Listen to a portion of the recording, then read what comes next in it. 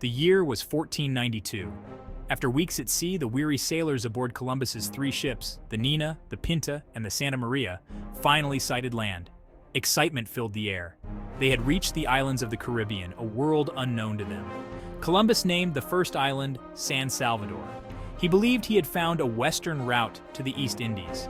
Little did he know, he had stumbled upon a land and a people that would forever alter the course of history.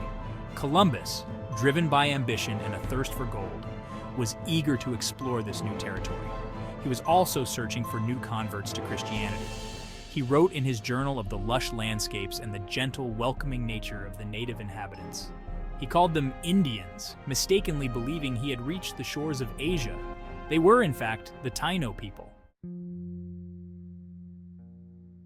The Taino people, who inhabited various islands in the Caribbean, were a peaceful and generous people. They lived in harmony with nature. They welcomed the strange newcomers with open arms, offering them food, water, and gifts. The Tainos saw the Spaniards as guests from a distant land. They were curious about their ships and their unfamiliar ways.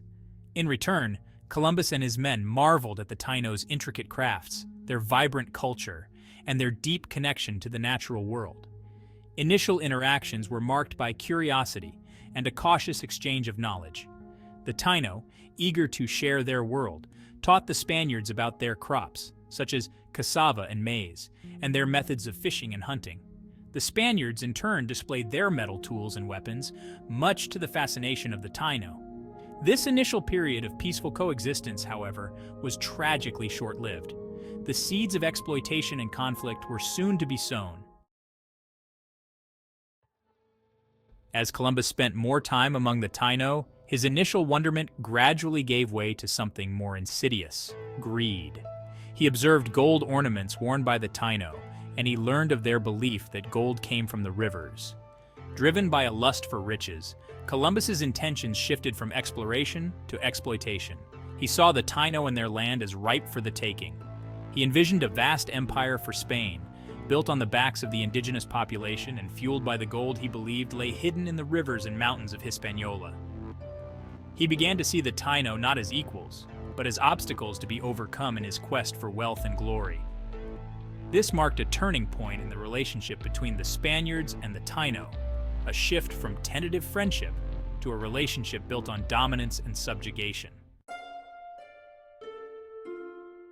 With each passing day, Columbus's demands on the Taino grew bolder. He established the first Spanish settlement on the island of Hispaniola, which he christened La Isabela, and demanded tribute from the Taino in the form of gold and cotton. The Taino, accustomed to a life of communal living and sharing, were bewildered by the concept of forced labor and tribute.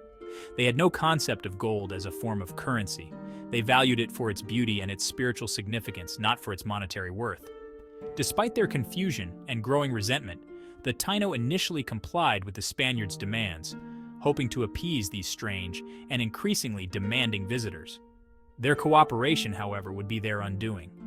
It only emboldened Columbus and his men, fueling their belief that the Taino were a submissive people who could be easily controlled.